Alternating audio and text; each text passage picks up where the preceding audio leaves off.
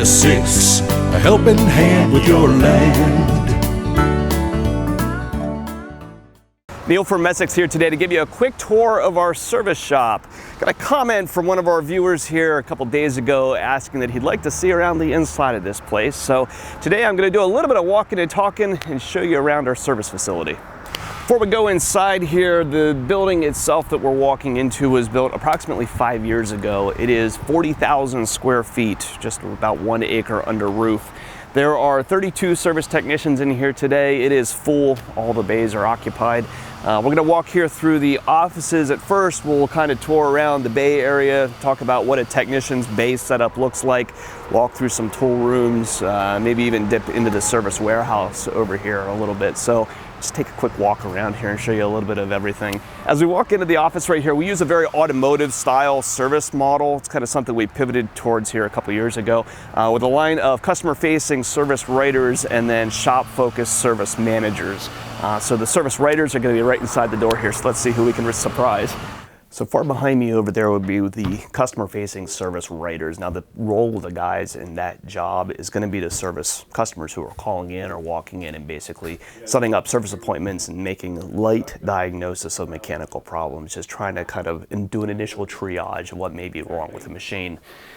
The offices off to the side over here are going to be service managers. Those guys are going to be, say, shop facing, and they're kind of focused on shop efficiency. So scheduling the work as it goes through the shops, making sure the service technicians have what they need, the resources and the parts that they need in order to do a repair.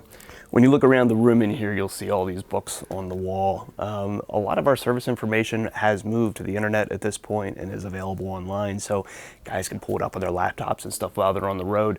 But a lot of the older stuff, there is no replacement for a lot of these service manuals. Guys often wonder, why shop labor is expensive. When you go through and you look at repairing and working on this kind of equipment, there's a lot of expenses that we tied up in what we do behind just an hourly rate, and these books are one of them. So every time we might sell a piece of equipment, most of these are auto shipped to us from the manufacturer, and these books oftentimes you're going to pay $300 to $400 for every one of these that's on the shelf. Service manuals in these publications are really expensive, and you're going to notice we have a lot of them. We're up here on the second floor above those initial offices that you come into, and this is our lunch and training room. Continuing education is a big part of being a service technician. New models, new technologies and mechanical systems are always coming out, and so we use this room up here to do service department training, also company training and meetings and that kind of thing. So there's a lot of time gets spent up here making sure our guys are always on top of new things as they come out. So out here in the shop itself, we divide up our service department into 4 different kind of sub-departments under the same roof. So there's a group of guys that largely we're walking through here right now that do mostly new equipment setup. So prep of new machinery that's going out. There's then this group down here that does mostly lawn and garden, smaller equipment, small tractors, zero-turn mowers, and that kind of thing. A group that does agricultural equipment, balers, planters, big tractors, that kind of stuff. And then a group that will do self-propelled and construction equipment, so combines, excavators, forage harvesters, and that kind of big machinery. With the breadth of all the stuff that we sell, it is impossible for anybody to understand all of this stuff. So guys kind of receive training and specialize in a particular kind of equipment. You'll see this platform right here coming up out of the floor. So this is a bay for a lawn and garden technician. And every one of the guys that works on this smaller stuff has a raising platform that will come up out of the floor to bring equipment up to a working height. Since we were lucky enough in order to kind of build and design this building for service work, you'll see these chain hoists right here. Every one of the service bays has a beam that runs right down the middle of the bay with a chain hoist on it that they can slide these things back and forth in order to lift equipment. You'll be surprised how often these things are used. A lot of machinery is worked on not sitting on its wheels, but oftentimes suspended or split or pulled. Every guy's gonna have a large 10-foot workbench back here with a metal top with lighting and stuff over top of it so that they can see what they're doing. Every technician also has a computer. Today's environment, all of our scheduling is done on computers, and most of the guys' technical information and that kind of stuff is going to come online at this point. So guys that are focused in the shop are all going to have PCs on their benches. Guys that do road work are going to have laptops that they carry with them. Now we actually write and design all of this software ourselves. Unfortunately, there's not a lot of software that's really tailored well to a dealership like ourselves, so we pretty heavily customize the software that we have from our dealer business system.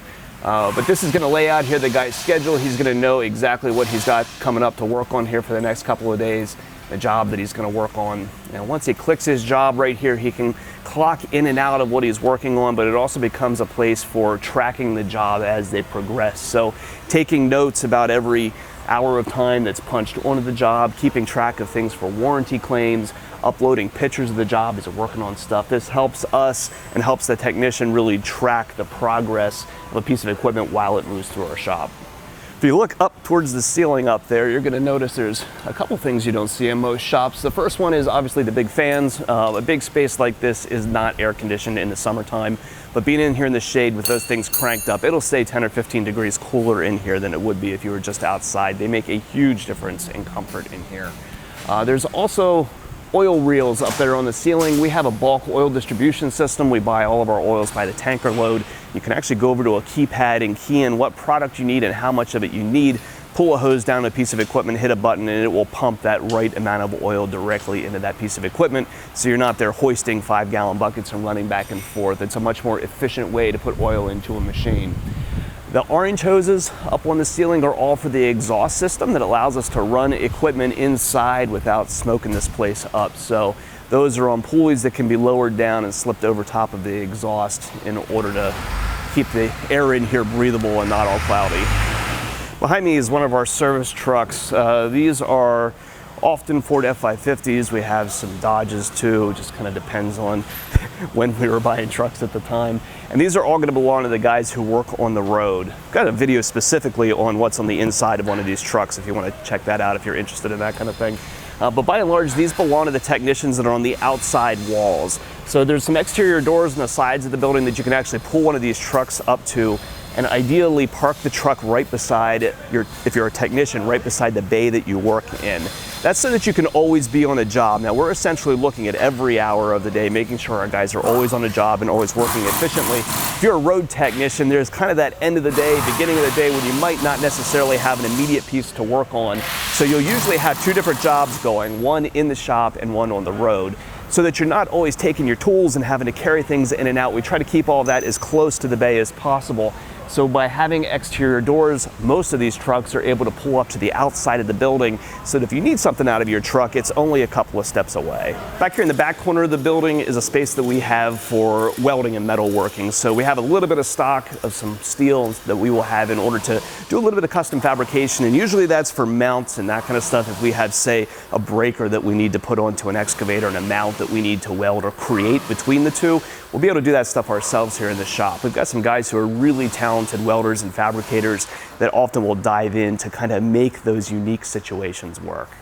This area back here is the tool room. Now, while most service technicians are going to have their own hand tools, there are certain things that are kind of unique pieces or tools that are specific to particular mechanical systems on a piece of machinery that not everybody is certainly going to own. So there's a lot of drawers of high density cabinets back here that are going to have some hand tools, you know, screws, fittings, bolts, nuts, taps, that kind of stuff that you're going to need in order to work on a piece of equipment, but also some things that are really unique when you get into things like special sockets and unique wrenches. These light gray colored boxes back here are all manufacturer required tools. Oftentimes when a new piece of equipment comes out, that piece of equipment is going to have certain parts on it that you're just not going to be able to work on with a regular set of hand tools. And so we are often auto shipped or required to purchase a lot of these special shop tools in order to work on that equipment. Even before a failure happens, the lead time to get this kind of stuff is actually often months and months, so it's not something that we can just pull off of a shelf somewhere or get shipped in next day when we run into a situation that we need it. So you're going to find when a new piece of equipment comes into a dealership for the first time, between auto shipping of the service manuals and all the required tools or software in order to work on it, touching that machine for the very first time and bringing the first one on the lot can sometimes cost us $2,500, $3,000 and required things that are going to show up before we've even sold the very first one. So you notice back here, we actually bin and track every one of these tools, again, partly because of their cost, but so that we know where they're going as guys are pulling this stuff off the shelf. If it's out for one job and we need it, we can track it down and go out and find it to take it to another job. Really, some of the investment in this kind of stuff is what sets a dealership apart. I mean, not only does it enable you in order to work on those complex parts of a machine, it also enables you oftentimes to do it quickly. You know, a lot of this kind of stuff and a lot of the work that we do, we're reliant on being able to do a job not just properly but also quickly. So a lot of these tools that we have, the jigs that we have in order to manipulate equipment, is what enables a dealership in order to work efficiently. Our tracking system in here is actually a little low tech. You'll notice these are numbered cal tags, and this is what we use in order to track the whereabouts of these things. So everybody's name's over here on the board, and when you're going to take a tool out, you simply take your number here and drop it on the shelf for the tool that you've taken out, and replace it when you go. There's also a whiteboard over here that we use when we send things to our other locations. Again, we have 5 stores in Pennsylvania. This is our biggest hub location. When tools leave this, they're marked over here on the whiteboard so that we know their whereabouts. If you follow the light blue lines down the wall through the shop, they all lead back to here, and those are air lines. So there's 2 large air compressors and a dryer up here that feed compressed air back into every bay. So keeping all this equipment back here kind of keeps all the noise out of the shop and isolated into this room. This room's also used for more of those custom tools that we were talking about earlier, for transmission and engine jigs that will support those pieces as they're split off of a tractor. Just again, a big investment that's made in this kind of custom tooling, custom tools in order to be able to do that work properly and efficiently. You can imagine a shop like ours does a lot of oil changes, and so that creates a waste problem that we have to deal with, all the waste oils and the filter cans and that kind of stuff, and dispose of them. This is actually a filter crusher. You can slide this guy open, stick a filter in here, and operate this machine that will squash the filter into a little pancake. This guy will also drain into a waste oil collection system that's in this other room over here. It's all EPA regulated on how these things are stored, so we've got big tanks with walls around them in order to store all the waste oils as they come out of these machines. You know, a lot of guys burn that kind of stuff, and we used to in the past as well in order to heat the shop. Eventually we stopped doing that because that kind of equipment takes a lot of maintenance and wear and tear. We just felt like we were putting more money into keeping the oil burners working properly than what was really worth our time. So today, all that stuff is sold off to a recycler. This is the mechanical room for the bulk oil system, so you think you might go through a lot of engine oil. Well, we kind of set that bar pretty high. This right here is a 3,800 gallon tank for just 15 WF-40, and this room goes back in here. There are 1, 2, 3, 4, 5, 6, 7, 8, 9, 10, 11 different products that we store in bulk back here. Now the major ones are going to flow up into the shop through that bulk oil system that we can punch in exactly how much we need, what we need, and it pumps it right down into the machine for us, making sure that our guys aren't taking a half an hour to handle 5-gallon buckets up into, say, the top of a combine or something like that. So really cool system, something you don't find in a lot of dealerships. It is an investment that we've made here. We also will take this stuff and sell it off to customers as bulk oil. You see this tote right here in front of me. We can actually take oil that we buy the tanker load, pump it down into this tote, and actually bring it out to a farm. And we sell all the oil distribution systems for farms as well, where not this kind of scale, but in a small air-powered pumps and that kind of stuff, so that you can realize some of this cost savings in your own operation. This is our shop warehouse. Now this is actually a separate building right beside the service shop that we just walked through, but it is a storage area for a lot of the sometimes tooling, but also frankly spare parts that we keep on hand. When you look at machines like combines and forage harvesters, the biggest equipment that farmers run, the uptime for that kind of stuff is absolutely crucial. Those things need to be able to run in the field 24/7 whenever they're needed for a solid period of the year. And so it's really important that we have all the things on hand in order to keep those customers going. So we actually have somewhere in the neighborhood of probably $200,000 to $300,000 worth of parts and hardware on hand in order to enable that level of service. We'll actually also go through and rebuild certain parts. A lot of the gearboxes and stuff on these big machines can cost upwards of $20,000. So rather than disposing of them when they break, we actually will remanufacture a lot of this stuff ourselves, set it back on our own shelves again so that we can keep those customers running at as low of a cost as possible.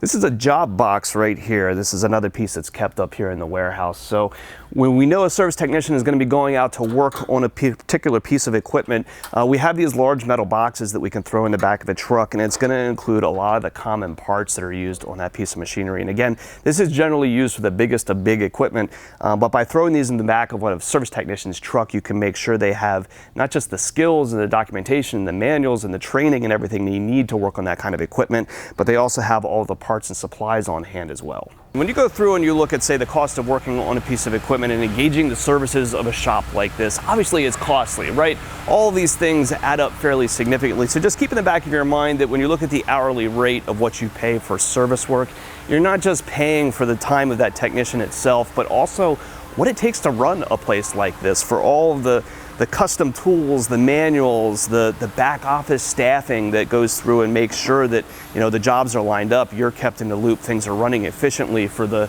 warranty writers and just all the staff that's behind and supporting that person whose hour you're paying for. It's a lot more than just that one individual that makes up that hourly billing. Two, if you're looking for career opportunities, I've said this several times now, this is an industry that not nearly enough people are choosing to join at this point. So if you're somebody who can commit yourself to learning the skills, diving into this equipment, knowing how it works, places like us will chase you around for the rest of your life. So if you're looking for a new employer, you'd enjoy working in a setting like this, we are almost always hiring service technicians. If guys with the right skill set, man, we will find stuff for you to do, because there are times that these guys are backed up for weeks just waiting to get to the kind of equipment that we need to out in the field, because there's just never enough of us in order to do the work. So if we're of interest for you at Messick, you have a piece of equipment you'd like to work on, you'd like to talk about career opportunities, give us a call.